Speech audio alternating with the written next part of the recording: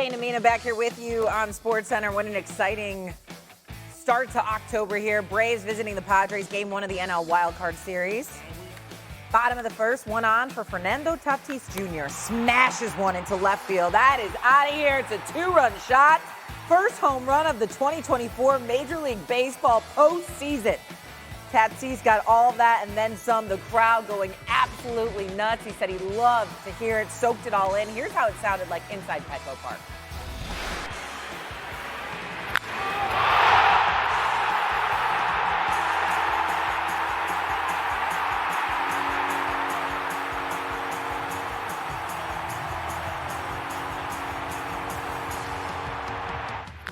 Describe the emotion when you hit that home run and rounded the bases.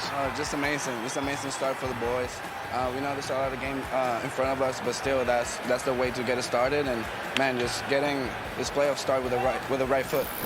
Speaking of starting off with the right foot, I mean, my goodness, the Padres were in their bag. Michael King was dealing. This is the top of the third. It's now 3-0 Padres, thanks mainly to Tatis Jr.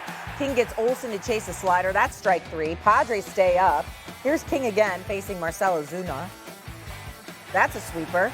I mean, he's cruising. Go sit down, Ozuna. Thank you for your time. Bye. 2 batters later, 2 outs now. King, Jorge Soler, swinging, sweeper.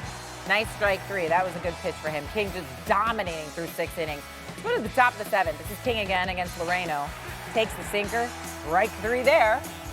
Down 3 pitches is Loreno. Fans are loving it. Next batter, Travis d'Arnaud.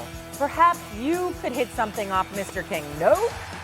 Let's miss on that sweeper again. King, amazing as his parents were watching on. 7 innings pitched, 5 hits, 0 runs, 12 strikeouts. Padres win. New on SportsCenter, here is Michael King. Oh, I was saying, when I was sitting in the dugout with Higgy, I couldn't see Toddy, and I heard it. And because the crack of the bat was louder than the fans, you knew it was hit really hard. And then I looked up, and I thought it was going out of the stadium. The thing was mashed. So huge for me and my attack plan to have a 2-run lead right after the first inning, and also huge to get Toddy going because he's going to be a huge piece for us this postseason. Did you notice the "Let's Go King" chant, or were you made aware of it as you finished the 7th inning? I did not. Ruben told me about it after the 7th inning, so it was cool. Marty in the back towards the middle. Well, you spoke how excited you were to go ahead and pitch in a regular postseason game here at Petco Park from these fans.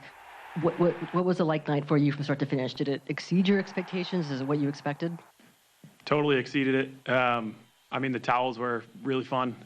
I even think the intros were something that I didn't realize was going to be so loud and so cool. Hearing them for literally everybody on our roster, including staff, go nuts every time they were announced. It was really special. And yeah, pitching in front of them is something that I absolutely love doing. I'm really happy we had home field for the wild card because I think it's a really tough place to play as an opponent. And how much did that Tatis block? Even harder when you're dealing the way you were, Michael King. I mean, the Padres bullpen as well, all combined, lights out. King's 12 strikeouts tied, the 9th most by a pitcher in their first career postseason start all time, helping the Padres become the first team in Major League Baseball postseason history to record a shutout while throwing 15 strikeouts and allowing 0 walks. Out there in San Diego, Eduardo, how would you describe how it felt watching this game 1? Well, there's a lot of energy here in San Diego, and you can feel it way before the game even started. And when Michael King came out, and with all that energy that he was able to have and get that first inning under control, it was Luis Arraez, 3-2 pitch, going the other way, patented base hit. This is one of the big reasons they got him. And then after that first pitch, it's Fernando Tatis Jr. going deep and understanding the moment, understanding how important those 2 runs were. Michael King set the tone on the mound, and Fernando Tatis took care of business early on. This game was over before it even started. I'll say this, it was over before Fernando Tatis rounded second on his way to third and home. We had offense in this one. We had defense in this one. However, what made the difference for the Padres in game 1 against the Braves? Michael King. He set the tone. He was able to throw strikes. He faced 26 hitters tonight. 21 of them started 0-1.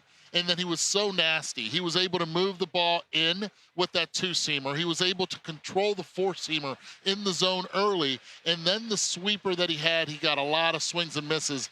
He was as dominant as any pitcher that we've seen recently in the postseason. And that's one of the big reasons why the Juan Soto trade worked. It was because of Michael King. They got themselves a gem here in San Diego. And let's go to the flip side of this matchup. What do the Braves need to do to get back into this series?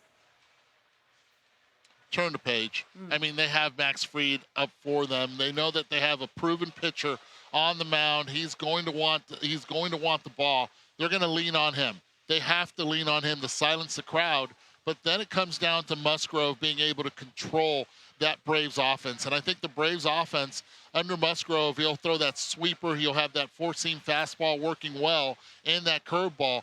It's going to have to play because the Atlanta Braves have been in this position before. They have a lot of guys that have played in the postseason. They're not panicking.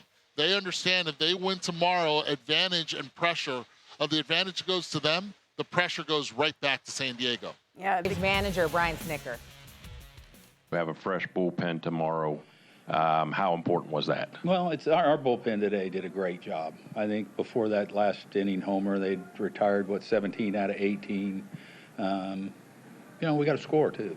I mean, but, in saying that, we do. We got everybody back available tomorrow. They've had a day off, and, they can pitch 2 days in a row now. A few more for Snit.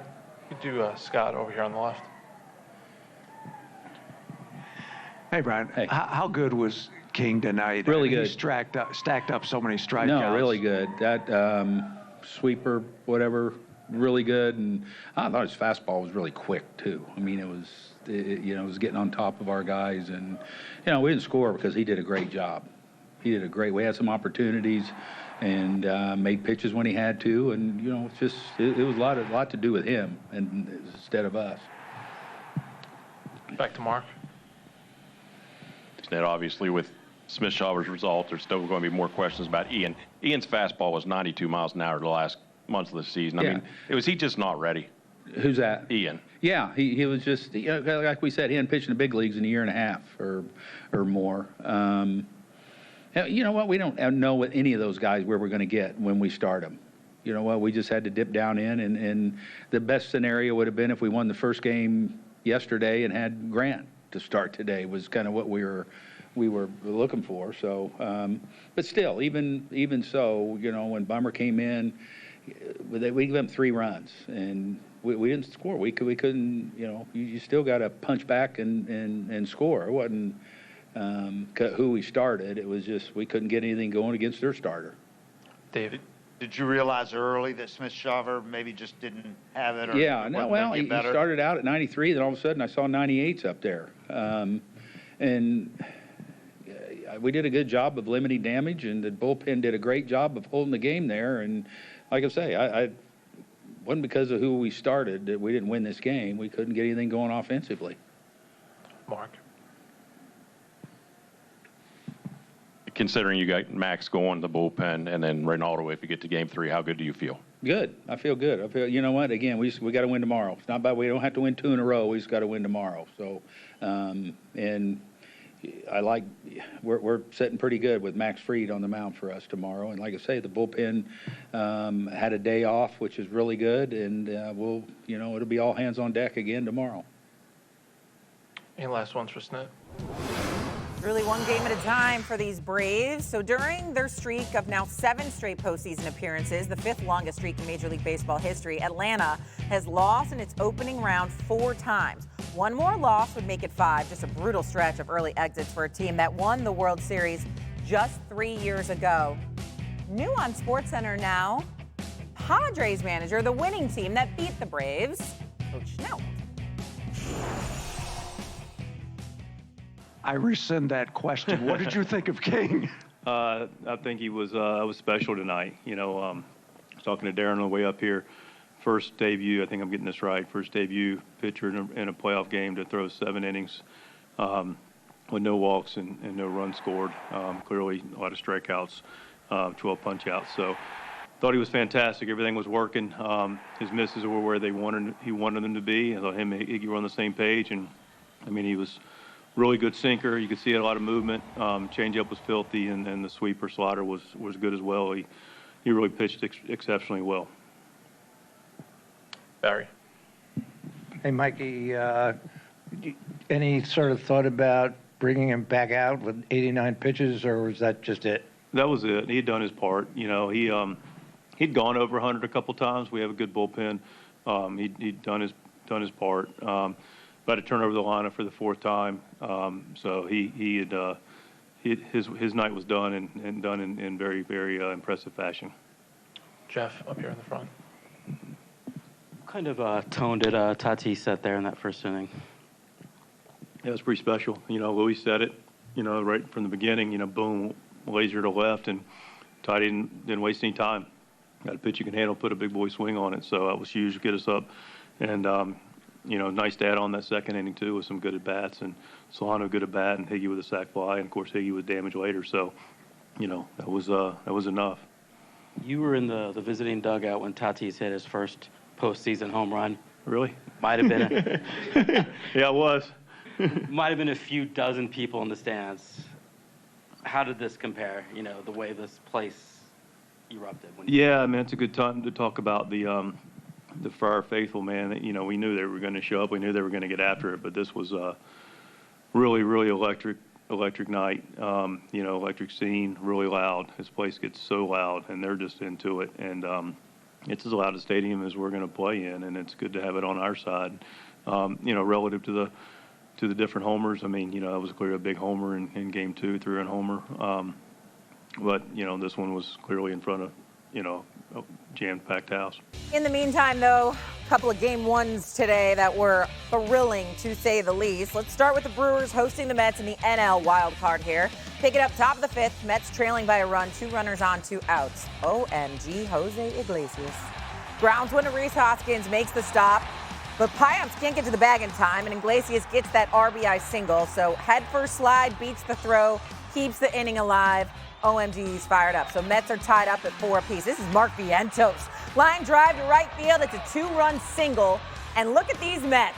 The Metropolitans with a 2-run lead. Let's go. Now pinch hitting, JD Martinez. Martinez grounds one into right field. 2 RBI single. Mets score 5 runs on 2 outs in a key 5th inning, and they would go on to win 8-4 and beat the Brewers, keeping their season alive. Let's go to Game 1. Tigers taking on the Astros, and Tark Skubal making his MLB postseason debut as the Tigers visit the Astros in Houston. Skubal strikes out Jeremy Pena on a changeup. Take another look at it. Great pitch right there by Skubal. 2 outs.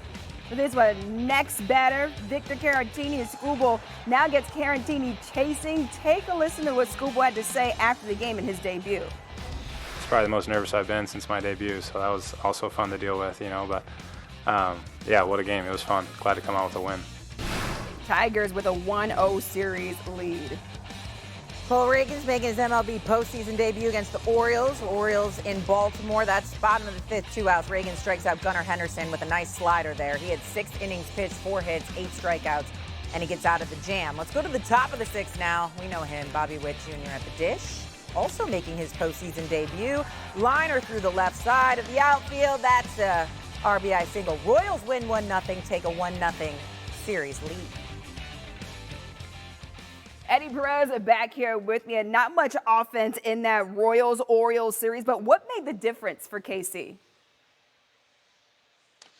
They played good defense, and look, it was Reagan's early on. He was able to throw 6 innings and did not walk anyone. And I think that's the important factor here. Put the ball in play, gets the swings and misses, but just do not give away free passes, and don't give a reason for the Orioles fans to get involved. And that he just controlled the narrative from the get-go. Going 1-2-3 inning in the first inning, set it up, and he was under control the entire time. And then to give the ball to Long, Bubic, and Urseg set the rest of the game up. The bullpens have come up big. We know that bullpens are going to have to play up when it comes to the postseason, and the Kansas City Royals' MO has been that. And Salvi Perez behind the plate did one of his best frame jobs of the season this year. Let's go back to that Tigers-Astros game where the Tigers, they were really big underdogs in game one. However, Tarek Skubal, he helped push the Tigers over the finish line. How was he able to do it? I love the fact that he said in the postgame conference that he was nervous. Look, this is a guy that throws 100 miles per hour with a devastating changeup. And just like Reagans did in the Kansas City game, Skubal did in this one. He walked one guy, 6 innings of work, was able to control the inside of the plate with that fastball to make that changeup work. When you can get a Houston Astros team off balance, a team that makes a lot of contact, you've got it going on. And that's one of the big reasons why he's going to be the Cy Young Award winner this year, is because of that control in and out of the zone. It was a beautiful job done by one of the most potent pitchers in Major League Baseball. Yeah, first postseason debut, so you're allowed to be a little bit nervous out there. Let's move over to Milwaukee, where the Mets, they unloaded in the 5th. How does this team continue to show up when it matters most?